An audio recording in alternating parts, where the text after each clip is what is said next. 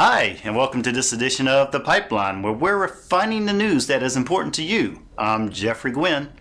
Fox News is reporting that America's energy boom is putting a scare into Saudi Arabia. Saudi billionaire Prince Al-Walid bin Talal warned in a letter to the Saudi oil minister that the U.S. boom of shale oil and gas will produce its thirst for Saudi crude oil. The prince warned that the nation's near total reliance on oil revenues could leave it vulnerable when demand drops due to other nations' domestic production.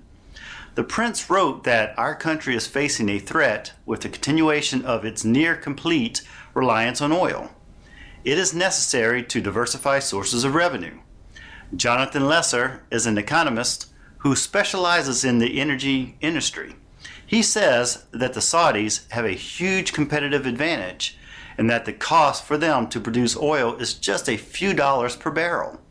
So Saudi Arabia is not going to find itself unable to sell its crude oil, but it is likely that its ability to control prices on the world oil market will decrease over time.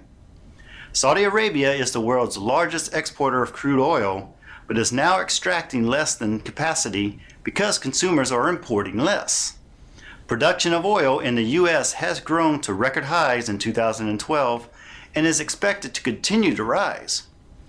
Daily crude production averaged 6.4 million barrels per day, a 15-year high.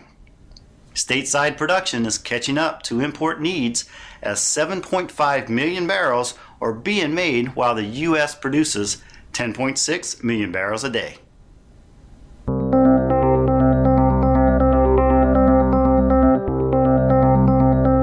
Today, we sadly report that George P. Mitchell died on Friday, July 26, at age 94, in his home in Galveston, Texas. Mitchell, who was known as the father of fracking, persistently pursued natural gas that he knew was trapped in wide, thin layers of rock deep underground.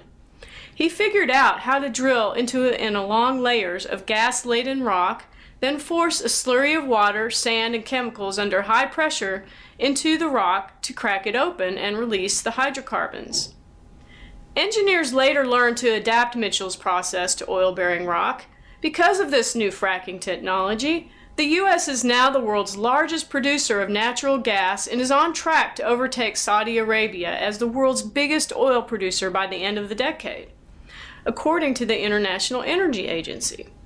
His story was quintessentially American, the family statement said. George P. Mitchell was raised as a child of meager means who throughout his life believed in giving back to the community that made his success possible and lending a hand to the less fortunate struggling to reach their potential. His legacy will live on through his Cynthia and George Mitchell Foundation, which was originally founded in 1979.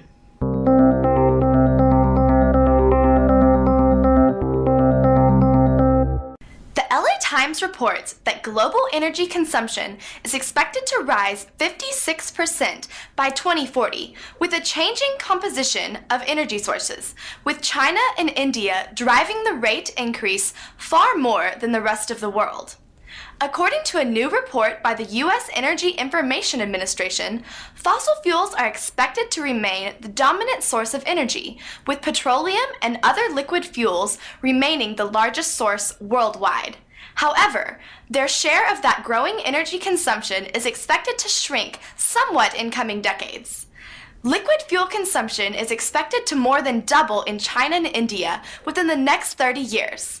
Adam Szymanski of the Energy Information Administration said that rising prosperity in China and India is a major factor in the outlook for global energy demand, and these two countries combined account for half the world's total increase in energy use through 2040.